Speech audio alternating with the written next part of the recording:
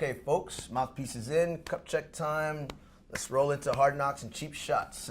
So this week, apparently, who's it running his mouth? Manny Pacquiao. Well, technically it was Tim Bradley who started. I just got to point that out first. Sure.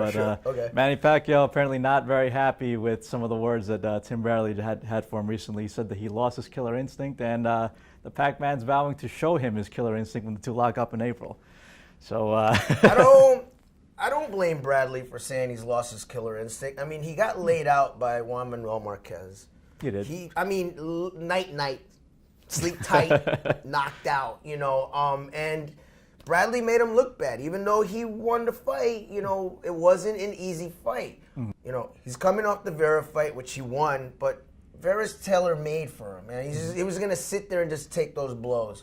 So I don't blame Brad. I don't think it's talking trash as it is stating a fact when you're 1-3 in your last fights.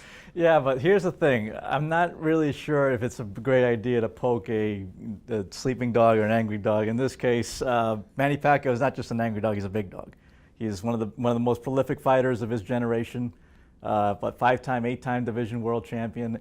To say that he's lost his killer instinct, to poke him in where it hurts in the pride, I don't think that just doesn't seem like it's a good idea. You're gonna poke a shark. Guess what? You're gonna get swallowed whole.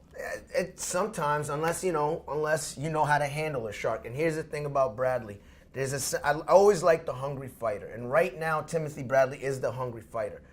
Pacquiao has been champion for a long, long time. He is a politician. He is a singer. He is this. He is that. He's at that Rocky stage where his belly's full living in a mansion. While Timothy Bradley's looking for respect. So I don't think it's trash talking. It's just tugging on Superman's cape for a little respect. And speaking of respect, we go from boxing to wrestling now. Triple H versus Daniel Bryan. That fight's going to happen at WrestleMania, and apparently on this week's Monday Night Raw, newest stipulation. Apparently, whoever wins this fight is going to be inserted automatically into the main event here. I hate it. I absolutely hate it. It has nothing to do with Triple H. It has nothing to do with Daniel Bryan. I think it cheapens the Royal Rumble. If you didn't want to put Batista there, then you shouldn't have hired him in the first place. If Triple H wanted to be the main event, then you're practically the owner of the company. Why, And here's the thing. I think we're kind of on the same wavelength, just because before, if there was at least a mystery of, well, if Bryan loses, then what happens? It's just Batista versus Orton. It's a horrible main event. I haven't liked it in the first place, but there's still that little bit level of unpredictability. The fact that now you're putting in whoever wins is going in there, I think it kind of takes the mystique out, because I know that Bryan's going to win. You can't have Triple H versus Orton versus Batista. This isn't 2004. I don't think it's that simple. I'm not even sure Bryan's a sure shot to get in there. Look, you could have. What's scaring me about this changing into this format for the main event is that the possibility of a dusty ending exists. I think everyone who's a smart knows what a dusty ending. We're gonna see maybe Triple H wins in the main event, and then Daniel Bryan interferes and becomes a 4-way dance, and it's like, and this is what it's become, a fuster cluck. So.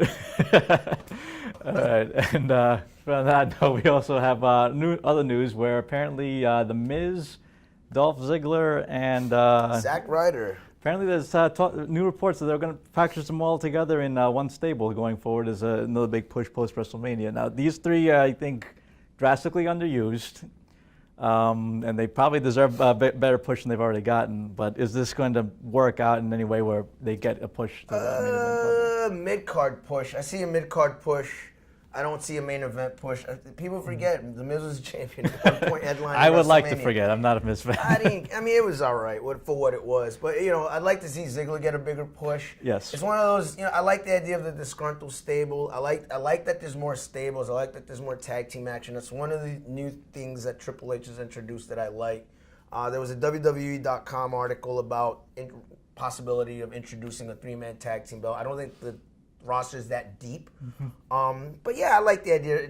For them to get more airtime, I'm all right with it. I don't think they're going to go anywhere. But I'm the same thinking. I mean, I think that it's good that they're going to get camera time. Zack Ryder's been very desperate for camera time, unfortunately, and probably undeservedly so. But I think, unless one person really takes the front on this whole thing, I don't really see anybody kind of go pole vaulting into the main event. It'll be The Miz taking the front. I just feel like it's a matter of time before Zack Ryder's in Ring of Honor. So.